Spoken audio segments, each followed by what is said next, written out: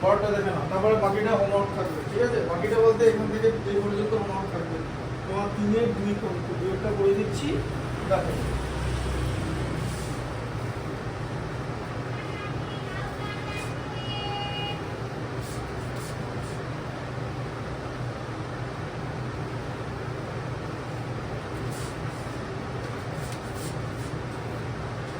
আচ্ছা বলো 3-এর 2টা কি আছে দেখো। কি লেখা আছে? হ্যাঁ, a স্কয়ার ফার্স্ট ব্র্যাকেট দিয়ে b square minus c square plus b square, তাই তো? c square minus a square plus c square ব্র্যাকেটে a square minus b square, তাই তো? a square minus b square. হ্যাঁ দেখো আবার এটা কি হবে, গুণ করে পরপর a স্কয়ার b স্কয়ার এখানে তো লিখে দিয়েছে, তাই তো? ব্র্যাকেট সরাচ্ছি, minus a square c square plus বলো b স্কয়ার c স্কয়ার, তাই তো? প্লাস ইনটু মাইনাসে minus a square b square plus a square c square minus b square c square, ঠিক আছে? আচ্ছা সব কেটে যাচ্ছে, দেখেছো? হ্যাঁ, প্লাস এ দেখো a square b square minus a square b square minus a square c square plus a square c square plus b square c square minus b square c square, সব কেটে যাচ্ছে, সব ক্যান্সেল হয়ে যাচ্ছে। সব cancel হয়ে গেলে 0 হয়, এখানে আমরা 1 করে দিও না, ঠিক আছে? ওটা কাটাকুটি দিতে হয়, বুঝতে পারছো? আচ্ছা পরেরটা আছে দেখো 4 এর, আচ্ছা 4 এর a, 4 এর 1টা দেখে নাও, তারপরে তোমাদের স্টার্ট করে লেখা আছে কোন বন্ধু লিখেছো?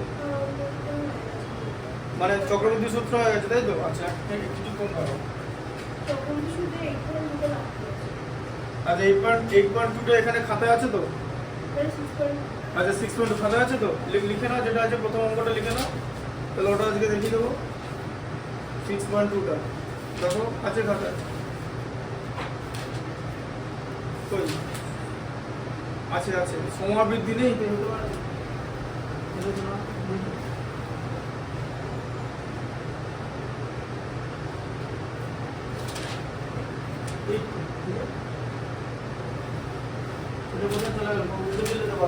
দেখো দেখো এটা কি আছে,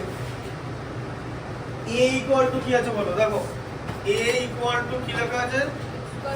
হ্যাঁ x স্কয়ার, হ্যাঁ x square plus xy plus y square. আচ্ছা b ইকুয়াল টু কি আছে? yz plus z square, y square plus yz plus z square. c equal to কি আছে?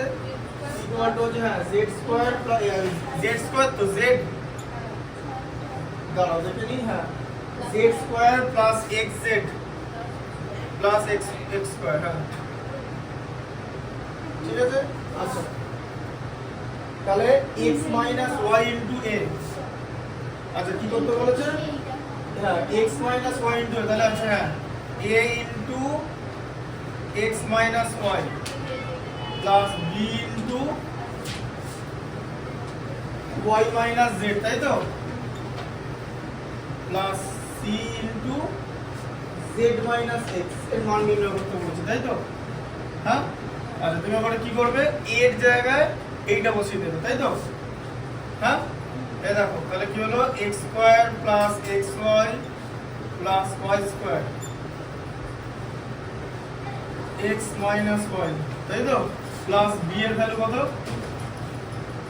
y square plus yz plus z square, তাই তো? Into y minus z plus c এর value কত? z square plus xz plus x square, আর এটা কত হচ্ছে? z মাইনাস x, ঠিক আছে? আচ্ছা ভালো করে ফর্মুলাটা দেখো, কিছু চিনতে পারছো? এই যে x minus y into x square plus y square, xy plus y square, ওই আগের ফর্মুলার মতো, এই যে হ্যাঁ তাহলে কি হবে, x মাইনাস y ইনটু এটা হলো তো, তাহলে কিসের ফর্মুলা? এটা x কিউব মাইনাস y কিউবের ফর্মুলা, তাই তো? আচ্ছা আবার y মাইনাস z ইনটু এটা প্লাস আছে, তাই তো? তাহলে কিসের ফর্মুলা?